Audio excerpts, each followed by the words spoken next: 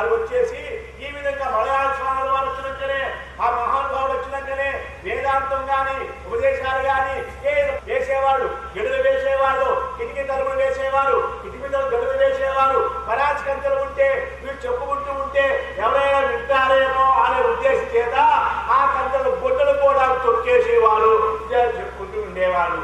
కానీ ఆ వేదాంతం ఎలాంటిది? శుష్క వేదాంతం స్వాములు వారు అన్నారు. దానినే కలువాయి వేదాంతం అన్నారు నెల్లూరు జిల్లా వాళ్ళు. కొంతమంది అన్నారు గంట వేదాంతం అన్నారు. కానీ రేడియో వాటి మధ్యలో చెప్పారు దాన్ని దంత వేదాంతం అన్నారండి. దాని ఆ రేడియో భాష చెప్పాలంటే అది ఎలాంటి వేదాంతం? వారు అచ్చగా మంచి వేదాంతం చెప్తారండి. వాళ్ళు ఆచరణ మాత్రం శూన్యం. వాళ్ళు అంతా అయిన తర్వాత ఏం చెబుతారు అన్నమాట. వారు గురుపూజ చేసేటప్పుడు తీసుకొస్తారట, గాలి ముక్క పట్టుకొస్తారు. ఇది ఏంటి అడుగుతారట. ఇది గాలి అంటే ఇది వేదాంతం పట్టలు అప్పో అంటారు వాళ్ళు. గాలి చూపించి ఇది బ్రహ్మవేదాలట. ఇంకొక ముక్క కూడా చూపిస్తారు. అప్పుడు ఆ ముక్క పేరు ఏమిటో ఆ ముక్క పట్టు వచ్చి ఇదేమిటి అని చెప్తే ఇది కూడా బ్రహ్మవేదాలట. అప్పుడు తింటారు దరిద్రులు అన్నమాట. కానీ ఆ విధంగా వేదాంతుడింటికి మన సాధువు పెట్టేశాడటండి. వచ్చి అమ్మా యువతి పిచ్చాందే అన్నాడట.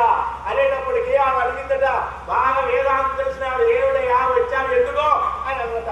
అన్నం అమ్మా అన్నాడట. అన్నం ఎందుకు అని అడిగిందట. ఆకలి వేస్తుంది కాబట్టి అన్నం పెట్టమ్మా అన్నాడట.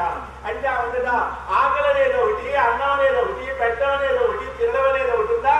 అంతా బ్రహ్మమే కదా అని అడగటండి ఆవిడ.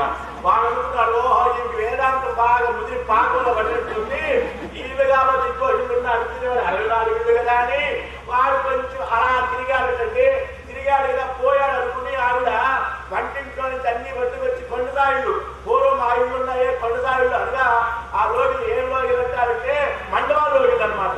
మండవా లోగిలు అంటే వరండా ఉంటుంది, పెద్ద పెద్దగా ఉంటుంది, మన నడిపిల్లు ఉంటుంది, గది ఉంటుంది, వంటలు ఇన్ని ఉంటాయి పూర్వకాలంలో. ఇప్పుడు అంతా ఇల్లేదండి. అప్పుడు ఆ పండుగ ఇంట్లో పట్టుకొచ్చి వంటింట్లో నుంచి పీట వేసుకుని విస్తర వేసుకుని భోజనం పట్టించుకుని ఆవు కోసం పట్టబోయింది.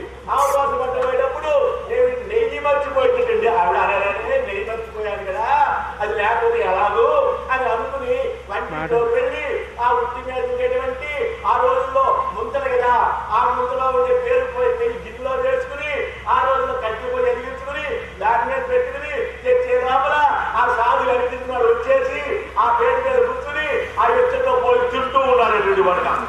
అప్పుడు వచ్చేసి దేవుడా నా ఇంట్లో నువ్వు వచ్చి నా పేరు మీద కూర్చుని నా ఇచ్చేటది నా భోజనం నీ నుంచి నా పేరు అంటే వాడు నాట నీ ఇళ్ళ ఒకటి, నా ఇల్లు ఒకటి, నీ పేద ఒకటి, నా పేద